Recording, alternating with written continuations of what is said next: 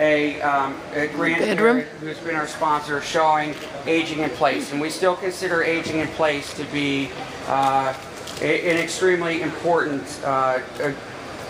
aspect of growth for our industry. So now if you look right here, one of the things we look at is Alzheimer's or children with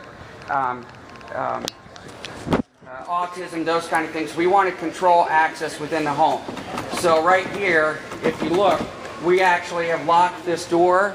And so Rob Sabin, if you would come here for a second. Rob Sabin, would you try to unlock that door by scanning your fingerprint? Nope, you are denied. So you have Alzheimer's.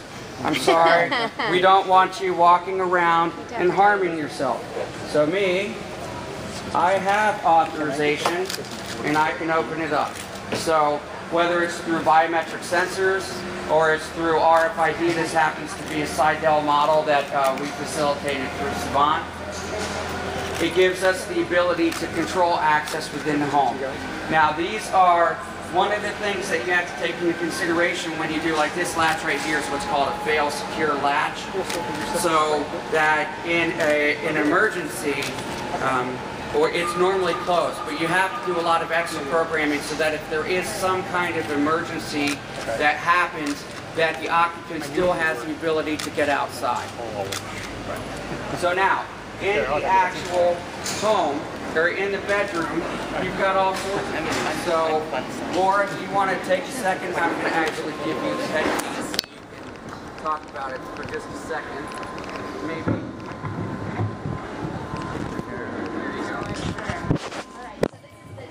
Solution here, and it's as Dave said, it encourages aging in place with a little technological assistance. So this is called the Brain Care System, and what it does is it interacts with all sorts of wireless devices around the house.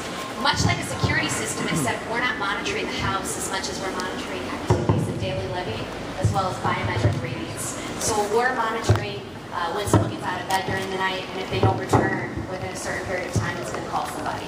Or if they don't access the fridge at mealtime, or if they open the door in the middle of the night, if there's a longer risk, or perhaps if they fail to take their blood pressure, their weight, or their pulse ox reading, or glucose readings, it's going to be able to notify someone and send out that information. Meanwhile, we kind of feel that socialization and not only physical health is important, but also mental acuity as well as being able to be connected with family. So we actually have an interactive touchscreen that's right back here, and if I can get out of the way to be able to show you. So this interactive touchscreen enables the loved one to sort of have access to everything from the internet without having to know anything about it. So we've got like our news reports here, and if we touch on that, you know, it's going to give us the weather. Or perhaps it's going to scrape the neck with the latest news headlines, and if I want to know anything more about the powerful quake that hit Costa Rica, I can actually hit on that and it's going to pull up the entire website. It also enables me to take a look at pictures, and this connects right with Facebook, so any of the grandchildren that have Facebook's accounts, they can just hook it right up with their Facebook account, and it shows the pictures right from there, so they don't have to add it twice. Videos, they can watch videos. Family can send YouTube videos right to the system, and grandma doesn't even know she's watching YouTube, but she's able to watch her grandchildren, or perhaps favorite artists from the past. We've got music programs, so they're able to listen to the radio while they play games. Medication, and it's going to remind me when to take my medications and give me the prompts to take the medications. This happens to be one of our medication boxes that has a contact sensor that's letting us know if someone has accessed medications. We also are able to do like a congestive heart failure assessment, so perhaps if someone was trying to manage chronic conditions, they would be able to answer some questions, and these questions could automatically be emailed to either a family caregiver or perhaps a healthcare provider. Brain exercises, which is going to give us mental acuity, but also a little bit of fun and card games and things like that. And messages, of course, that's going to be able to. I don't know how well that could. Yeah, that didn't work out very well, But yeah, so that kind of thing, and then of course Skype is the last thing. The other thing that we've got here is a pressure sensor.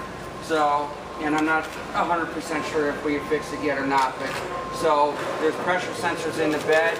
So if you get out of bed what happens is that the lights go up or ramp up to about 30%, 40% level so that you can make it nice and safe for someone to get through. The other thing is that we have the Nest thermostat in here. So and you'll see that there's 3 Nest thermostats that are through here. So the beauty of it is that it's intuitive. It's like the thermostats of old, where you really just have to turn it one way or another. It's red if it's heating, it's blue if it's cooling.